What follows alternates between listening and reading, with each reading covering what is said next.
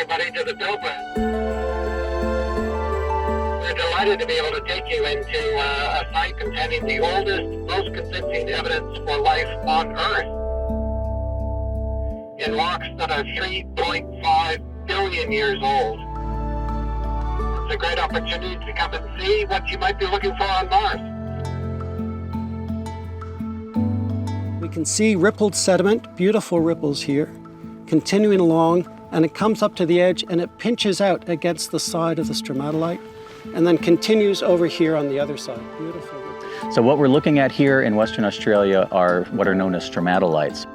These are rock features that were precipitated or caused to precipitate by mats of microorganisms that were living at the time, again, 3.5 billion years ago. So a stromatolite is a physical feature. Usually it's either a dome or a cone-shaped feature. And these are formed when single-celled organisms living together in a colony either trap and bind sediment or precipitate sediment on them. And then these photosynthetic organisms grow up.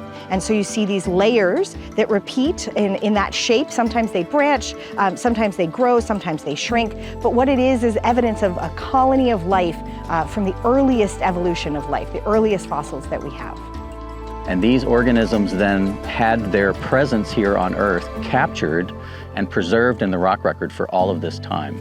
And so what we're looking for are these particular structures that these microorganisms made that are distinct from what geology normally does.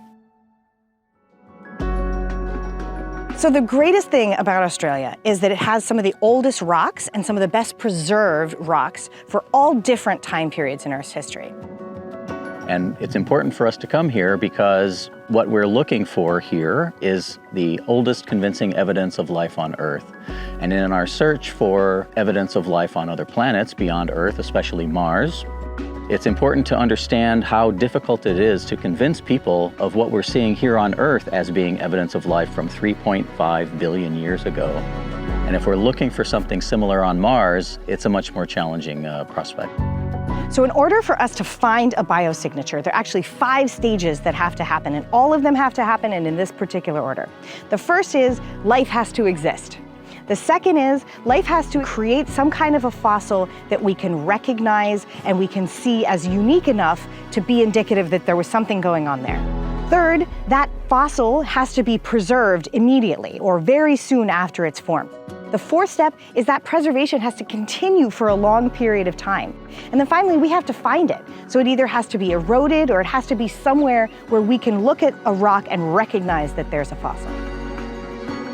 That is an extremely unique and difficult process to have happen. So there's only a fraction of life that ever existed ever becomes a fossil. It's in fact an incredibly lucky process to go from life living at some point to a fossil that you can find. And so that's why building that story takes a lot of time and why it's difficult that any one particular feature may not be biological.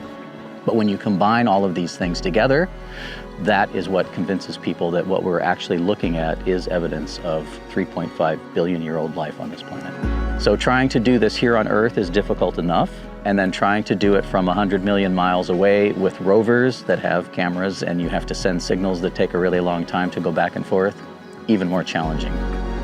Earth and Mars may have had similar pasts, and the more we learn about Earth's past, the more we may be able to apply it to Mars. Now that we're collecting samples at Mars, wouldn't it be unbelievable if we were able to find something that indicated similar things that we're finding here on Earth that indicate, hey, there may have been life in the distant past on Mars.